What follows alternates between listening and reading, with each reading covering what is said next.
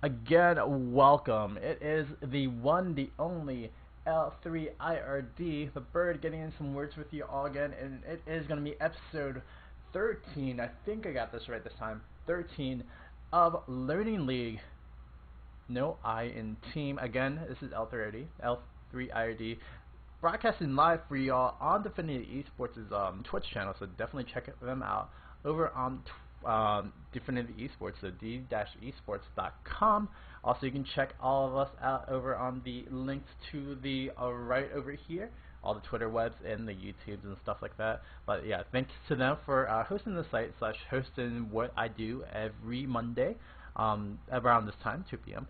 And thank you also to all the sponsors that are around us as well. On I think the top of me, which is the side of me actually, is XMG, Triton, Antec, BenQ, and also the one, the only Mad Cats. But we're gonna be starting up the show, Learning League episode 13. No I in team. Just really recently, there's been a lot of talk through the past episodes about like personal things, like what an 80 carry should do, what a tank / AP 80 bruiser should do, stuff like that. Well, we haven't really talked about what each role actually intricates into kind of the role of what they should be doing in a team. And so, there is no real I in team in this game of League of Legends. We're just going to try to show that off today by, just discussing pretty much in full length what pretty much the team fight aspect of League of Legends is going to be like before the 5v5 kind of intrications happen. So like during the lane phase where you have those like 3v2 ganks or the 2v1 kind of situations, and then what each kind of character does in a 5v5 situation, dependent on what we see on screen, but dependent also on generosities as well, because I always usually give you both general terms and also specific terms to which we do see. But let's first go to a game right quickly. We see over here as a team fight coming up. I mean, team fights in general, what it usually is just pretty much what you can get out of it in an initiation.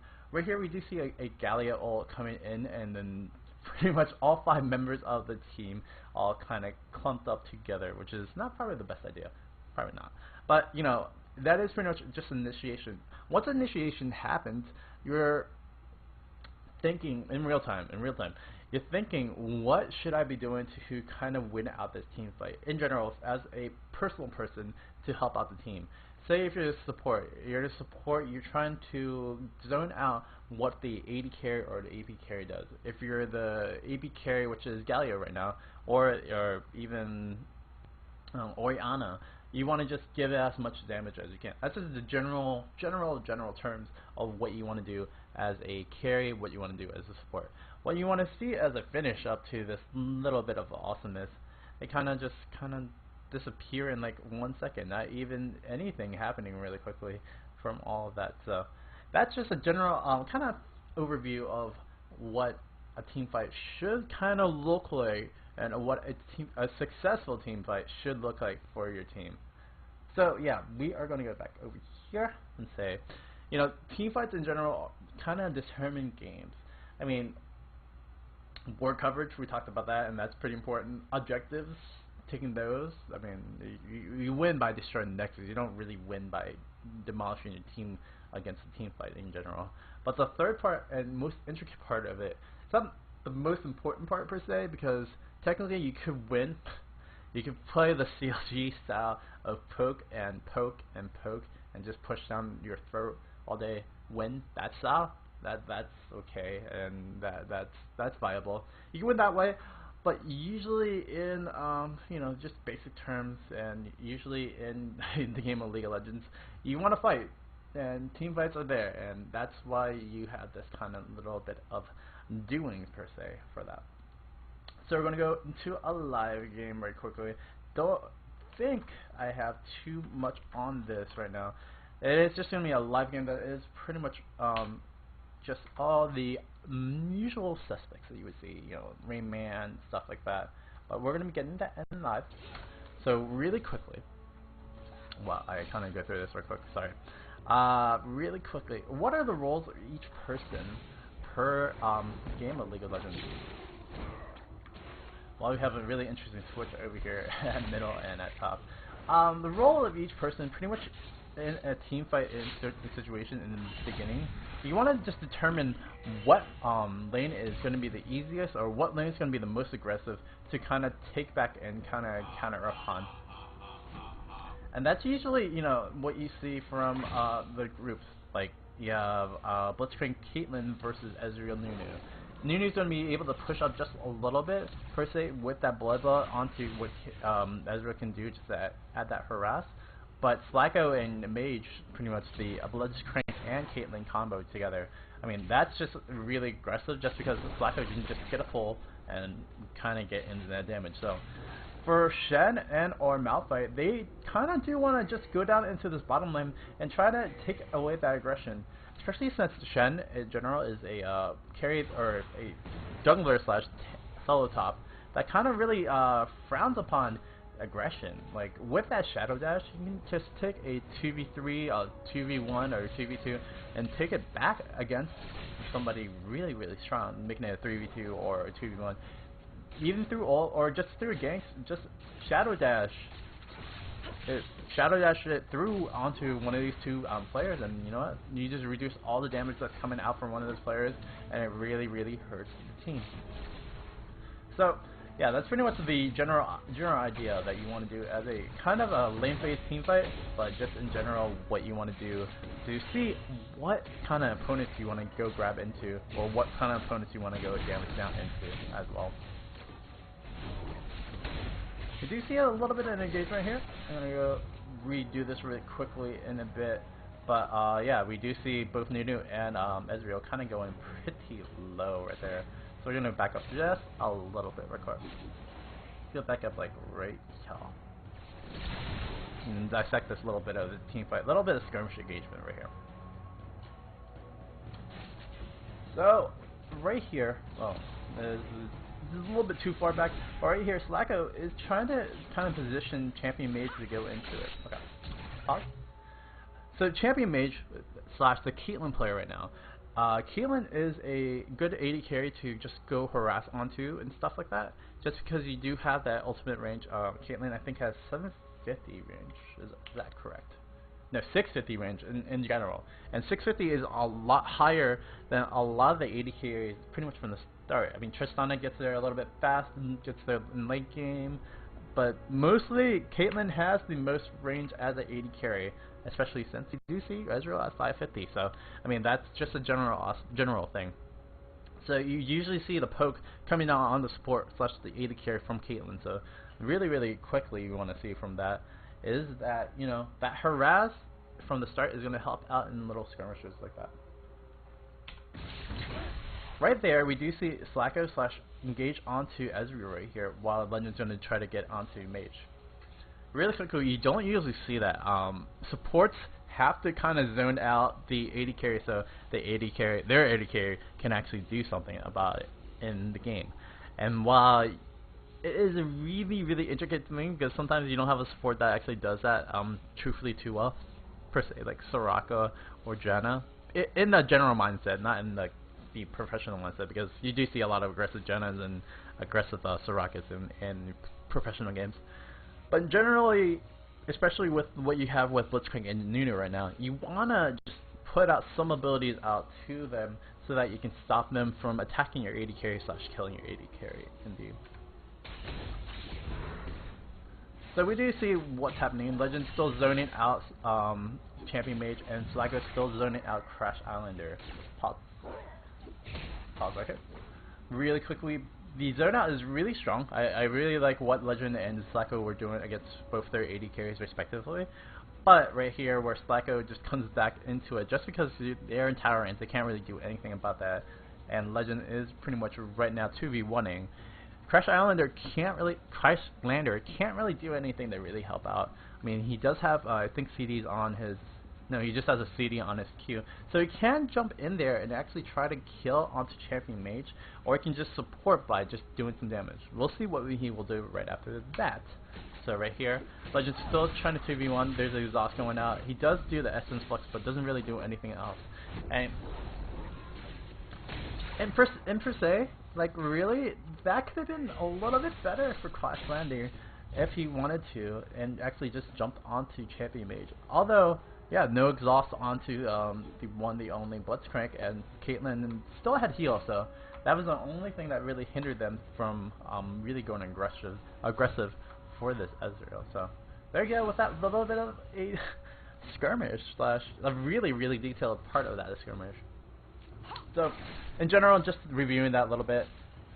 If you're a support, if you're an AD carry, you want to just focus on your kind of main role.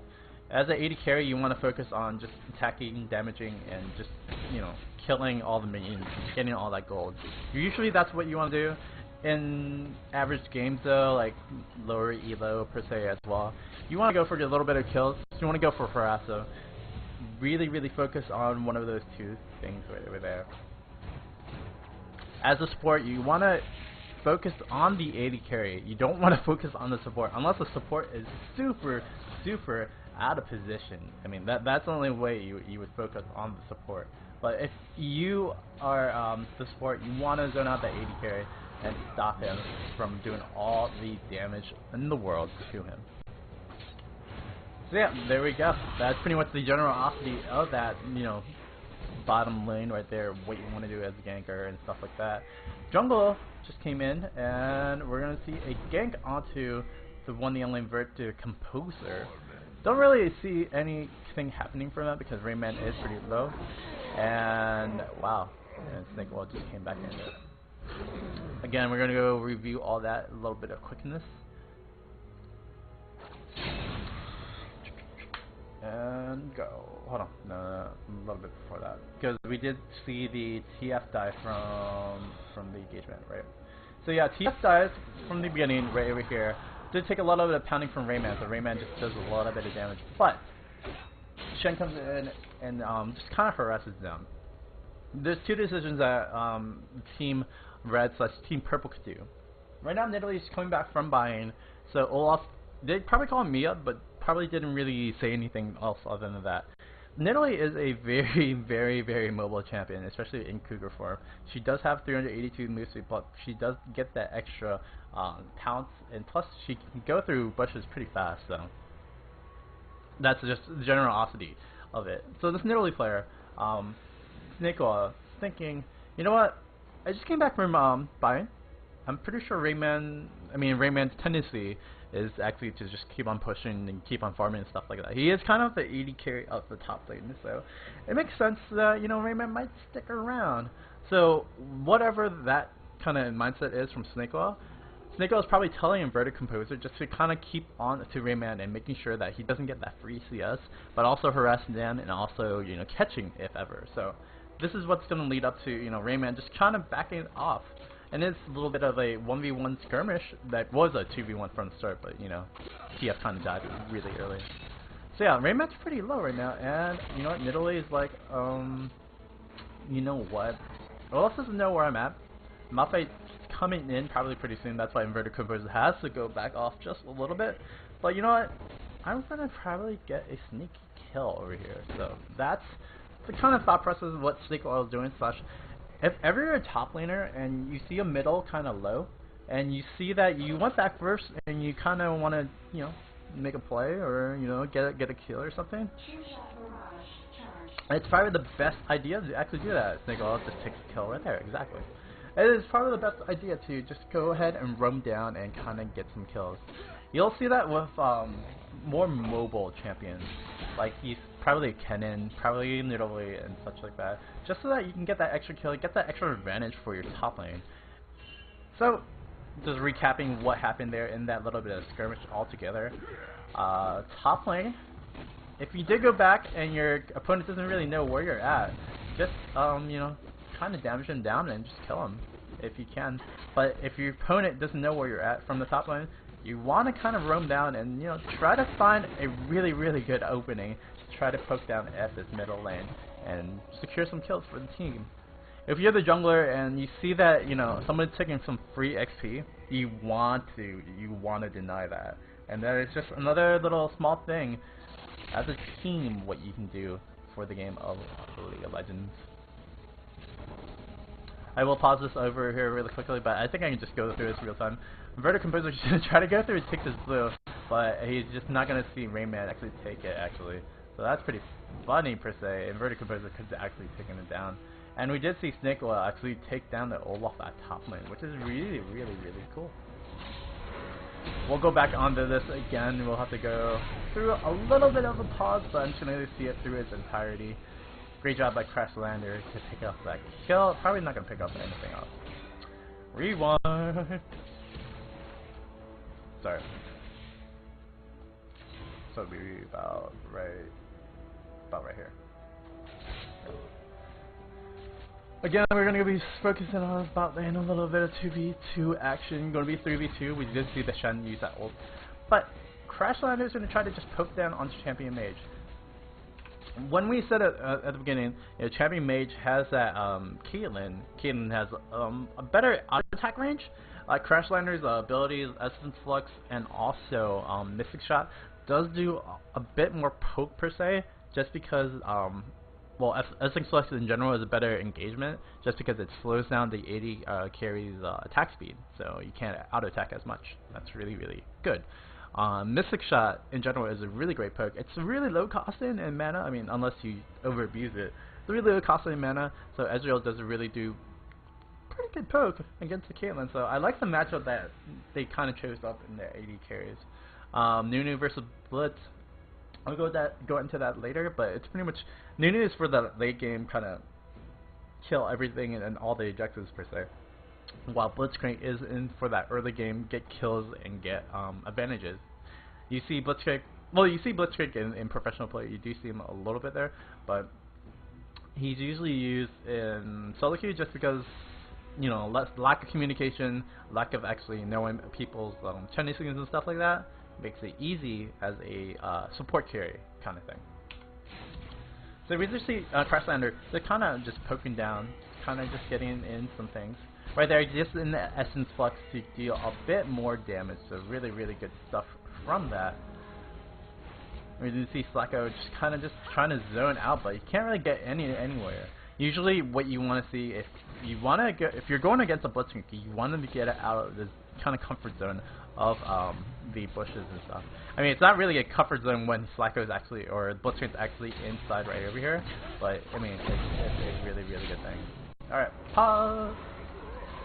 Actually, can we jump back just like 5 seconds? Sorry. Alright, pause. So really quickly, Crashlander is going to try to harass down. Slack is going to find an opportunity to find a lane right here. We never talked about this zone before. Blocking / zoning is so important. If you don't know your zones, this is what's going to happen. Right here, you have this biggest zone right here that there is just a big opening, and that's going to catch where Crashlander is. Great job by Caitlyn, but he missed the trap by a few inches. If Champion Mage actually had the trap down right over here, it would have been an easy kill. But unfortunately for not, Crashlander's going to go Arcane Shift out of there, and then Legend's going to go choose the Empire ult / Absolute Zero down and try to get both people. Really quickly, we don't talk about this about Nunu. Nunu's AP ratios, Nunu's damage is actually pretty strong, especially with the Ice Ball move. I actually don't know what that move is. Ice Blast. And with Absolute Zero, they have a 1.0 and 2.5 AP ratio respectively. So having that little bit of AP or having that damage just come out from Nunu is really strong in general, right? Well, Nunu is Absolute Zero combined all together does a whopping 625 damage if gone all the way. So you're going to do pretty much 3/4 of the AD carry's health if it actually channels out the whole way. So Legend goes over here, he's going to get knocked off. He's going to do at least half the damage, but Crashlander, being the good AD carry, is going to mean making sure that he doesn't get zoned out and gets killed anyway. And then Shen over here is going to help out and engage over here. Biggest thing about teamfights before 5v5 happen / in general, if you have a global ult, know where your aggression is going to be happening, know where the damage is happening, and pay attention to the map. Like really pay attention to the map, because that is really important. So Great job by Shin to actually get in there with that global ult, getting it onto Champion Mage, and then Legend's just going to be able to tank up just a little bit more damage just to make sure that he can zone out Champion Mage and the easy kill onto Blitzcrank, no problem. Reviewing that little bit of skirmish, global ults are really important. Do you know where you are at the map? Do you know where everyone else is at the map? Especially if it's TF and you do have Shen as well. So yeah, do you know where everything is to make sure that you can do everything pretty well. Other than that, if you are zoned out and you are gonna kind of get killed possibly, let it be the support, especially if you're at that bottom lane, to get the kill. I mean, unfortunately for not, sometimes you have to sacrifice people, and Caitlyn sacrificed the Blitzcrank over there. I mean, Caitlyn could have kept on going, but he would have died pretty easily. We do see Shake Drizzle come in, try to get that unstoppable force, but he's going to be taken down. And Shadow Dash coming on. Legend and Inverted Composer are going to be able to pick off Shake Drizzle a little bit. Slack is going to come right back into it. But yeah, nothing really happening from that, other than Caitlyn sticking his face in just a little too long and getting killed over there. I would go into that, but it's pretty much bang bang kind of play, and actually Caitlyn shouldn't have been in there still, because you know Caitlyn was pretty low from all these things that was happening to Slacko from the beginning. Yeah, something that we will talk about in a bit is invading. I forgot, I do have a clip kind of prepared for that, but I actually didn't pop that up over there, so sorry about that. What should you do in a 2v1 situation? Usually you see this at the middle lane and at top lane. It depends on the characters per se. So we're gonna go through the character list right here. We have Yorick and we do have TF at the middle lane. With the Yorick, you kind of want to get onto him in a 2v1 situation. You want to get your jungler in onto Yorick, pretty much between levels 1 to about 4 per se. Just because that's the most susceptible that he is. Not going to have enough sustain and not going to have enough really few per se. Just because he is kind of a slow gainer in the early phase and late to the middle game. So it's really good to see, you know, that early kill that was on literally onto that York right over there. But at this point, at level 9, York just has so much sustain and so much harass that you can't really do too much to him. So TF just gonna have to try to hold out this lane, but you can't really do anything about it because this lane's gonna get pushed pretty much all the time. For TF instance, you want to have that 2v1 kind of situation happen when you do have, you know, Rayman kind of pushed up. If York's like over here, then yeah, you want to go try to capture it up. But if TF's like over here trying to catch down, trying to do some damage onto Rayman, you want to catch him pretty early, or pretty much when you can get him in a stable position. Especially since you have a Malphite jungler, the only real thing you can actually provide as a gank is Unstoppable Force, the ultimate from him, to actually do something. Unstoppable Force again is a knockup slash killer kind of machine. Oh, and then this engagement is going to be really bad because Inverted Composer just came in after all the madness that happened over there. We do see Crips going to come in and try to poke down, but he tried to get the lucky shot, did not get the money shot in there. But we do see Inverted Composer coming on the Shake Drizzle. Oh, that is not the best idea. Inverted Composer is going to get taken down pretty low. We're going to see Crashlander come right back in. We're going to see that the heal's being down, but the Ignite's going to go down as well. Parabola is going to come right back into this as well. Shake Drizzle is going to try to get in there. Inverted Composer is going to sacrifice himself, and Parabola is going to be able to get that vicious strike to the face. Rayman's going to come right in and catch on the Crashlander. Crashlander is going to go down through the Ignite, and the Ignite is going to be on Legend, but Parabola is going to be able to take it down with the vicious strike. Usual little shoutcasting thing I can do over there because I am a shoutcaster as well. Sorry about that. Yeah, we're just going to go through it, and then we'll go take a break right after this, and then we'll go look about invading in the second part of this show. But that 1v2 to 2v2 to 3v2 skirmish is pretty epic, per se.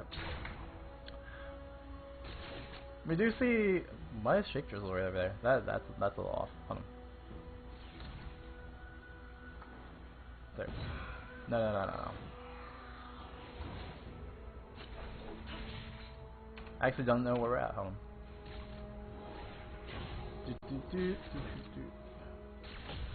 The wonderful technology of this new awesome program of spectator mode kind of gets you lost in the fact that sometimes it's going so well that you don't notice where the actual game is actually going on to, and it's a little bit tough right now.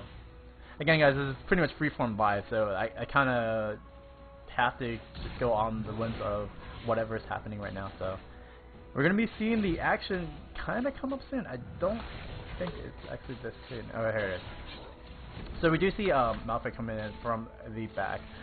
Really quickly, if you are coming back from lane, or if you did show yourself probably at top lane or at middle lane, I think Malphite showed himself last time at middle lane. If you do show yourself at middle lane, it is pretty much key that you kind of show yourself off at some other lane. Especially with Shen being at middle right now, this is a really, really great time for Pictures to actually get the on there. You went a little too ahead, guys. So, okay. Alright. So the engagement's going to start off really quickly. Purple team did not want to actually start off this engage, especially when seeing Shake Drizzle. So you do see that ping kind of come off, and you want to go and back off. I mean, in that situation, that is pretty much key. The only problem is the legend, the myth, the legend, just kind of stepped on a trap, so he's going to be immobile for a second.